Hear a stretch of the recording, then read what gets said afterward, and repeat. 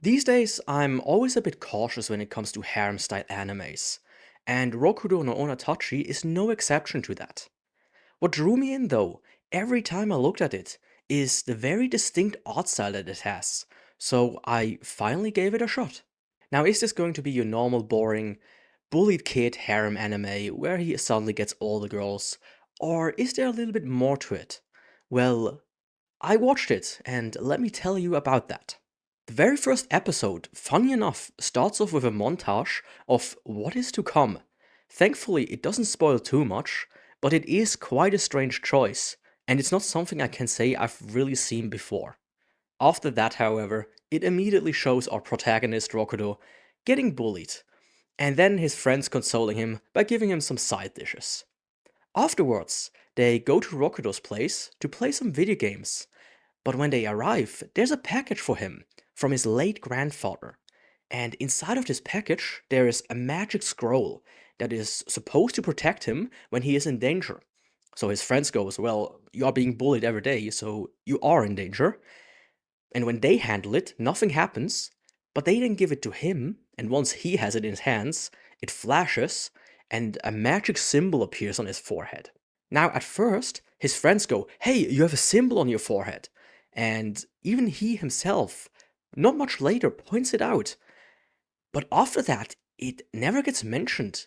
There isn't even a snide remark by anybody. So, "Hey, you're a Rokudou, what's this thing on your forehead?" Nothing. Almost like it kind of becomes invisible. But we don't know if that's actually the case. Anyways, moving on. Rokudou now believes that he's some kind of super magician and walks to school all cocky. And on the way, he's about to get mocked. And then he goes, "I have this magic sign. You need to be careful because you're..." And he gets beaten. But before they beat him too badly, the girl steps in of the group and goes, let's not beat him. You know, what a lucky coincidence. Seems like the girl was just not in the mood for it today. But it turns out that this was not just luck, because the same girl that bullied him yesterday also kind of protects him this time around from the same bullies. And then it gets revealed the magic that he has is not some kind of super attack power or whatnot, it's to make bad girls fall in love with him. Usually, I would recap more of the episodes at this point, but since the story seems to follow a pretty set beat, I refrain from doing that. The structure follows a pretty familiar pattern. Rokudou meets a bad girl, then he tries to protect her or fixes what made them bad in the first place.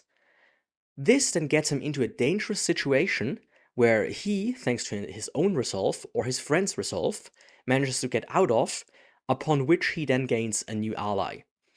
This goes not only for female, but also for male characters. All in all, it is pretty basic, but the thing is, it works. If I would have had the time, I would have binged the entire 12 episodes. At the beginning, Rokudou's Bad Girl was mostly about the comedy for me, because it did get a few chuckles out of me, so I was pretty much ready to just see the hijinks that the group gets up to over the next 9 episodes. But then it suddenly started to get a bit of everything, and I actually got way more invested in it at this point. From comedy, to emotional bits, to straight up shonen with the classic "I'll stay here and fight this guy, you guys move on" trope, Rokudou never got boring, and the way the story developed really made me wish for a season 2, which was kind of teased. At least they flashed a bunch of characters on screen that haven't yet appeared in the show. Something that stands out immediately about Rokudou's Bad Girls is the art style. Firstly are the big outlines of the eyes. I really like that, and it's such a small thing, but it has a big impact on how you perceive the show. And then second are the proportions of the characters. In general, it just makes them feel, how should I say, heavy. It just gives them a certain, oomph, if you know what I mean. This is not all good though, since the proportions did sometimes cause characters to look kinda strange, especially when shown from the side or from the back. It did not, however, take away from my enjoyment. And actually, there's just more that has added to my enjoyment rather than subtract from it. One such thing is Rokudou and the cast can show a surprising amount of expression that provides a nice amount of variety. The same goes for the designs, both of the important and of the background characters. At times, I almost had to wonder, Does this character appear later as a main character or something? And all of that, while not even having any CGI. At least I didn't notice any. Now, of course, the animation itself was nothing too special, but it has become quite common to at least have one or two very obvious CG elements in most animes. I could now go and nitpick something, but I tried, and I didn't find anything that really stood out to me. So make of that what you will. When it comes to music, you're also greeted by a soundtrack that ticks all the required boxes. Most, if not all situations, had a piece of music that would fittingly accompany them. Be it action scenes, sticky situations, heartfelt moments, and even the typical main character is about to do something, the basic epic track. There was something for every situation. The anime itself does thankfully have a few moments where it manages to restrain itself from just blasting track after track after track. But I do feel that sometimes it was not a deliberate choice and more so a kind of we don't know how to transition from track A to track B kind of situation. Then I get to the opening, Endless Labyrinth by Everdream, and I can say it's fine. Now, I didn't feel the need to skip it, but at the same time, it's quite forgettable. Neither the MV or the actual song had me really hooked at any given point. The same can also be said about the ending. Love will find a way by the rampage from the exile tribe. I would say even more so.